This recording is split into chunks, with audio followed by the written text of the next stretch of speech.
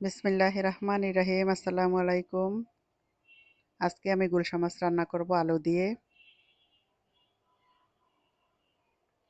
পরিমাণ মতো তেল দিয়ে নিলাম। আর দেখুন আমি কত কম তেল দিয়েছি। আর দিয়ে দিলাম পেঁয়াজ। পেঁয়াজটা বাদামি কালার করে ভেজে নেব। এখন রসুন বাটা দিয়ে দিব। রসুন বাটাটা ভালো করে কষিয়ে নিচ্ছি। একটু লবণ দিয়ে নিলাম, প্রয়োজনে আবার দিতে পারবো। আর এখন আমি একটু গরম পানি দিয়েছি, যেন গরম পানিটা দিলে গুঁড়া মশলাটা পুড়ে না যায়। হলুদের গুঁড়া, জিরের গুঁড়া আর মরিচের গুঁড়া দিয়ে নিলাম। দিয়ে ভালোভাবে নেড়েচেড়ে একটু কষিয়ে নিচ্ছি।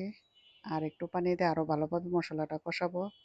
মশলা যতই বেশি কষানো হবে ততই বেশি তরকারি মজা হবে। 2টা কাঁচামরিচও দিয়ে দিলাম। দিয়ে আমি এখন মাছটা কষিয়ে নেব। মাছটা দেওয়ার সময় ক্যামেরাটা অফ ছিল, অন করতে মনে ছিল না। তো আপনারা দেখেন, এই যে এটাই গুলশা মাছ ছিল আমার।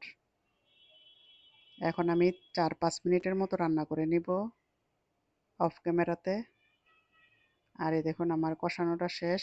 এখন এই যে চিকন চিকন করে আলু কেটে রেখেছিলাম, ওটা দিয়ে দিলাম। দেখুন আরেকটা আলু রয়ে গেছে। কোনো না কোনো একটা ভুল হতেই থাকে, বয়স হলে যা হয় আর কি। আলু দিয়ে ভালোভাবে আরও 2-3 মিনিট কষিয়ে নেব।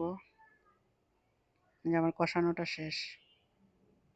আর ইদানিং যতই টমেটো কিনতে যাই, টমেটোটা দেখতে উপর দিয়ে সুন্দর, কিন্তু বাসায় না যখন টমেটোটা কাটি তখনই ভিতরে শুকনা শুকনা লাগে, ফোম হয়ে যায়।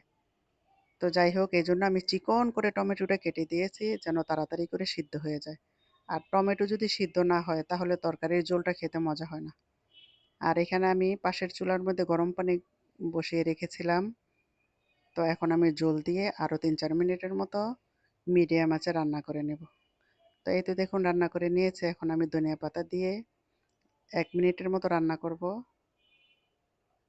এই তো আমার রান্নাটা শেষ। আল্লাহ হাফেজ।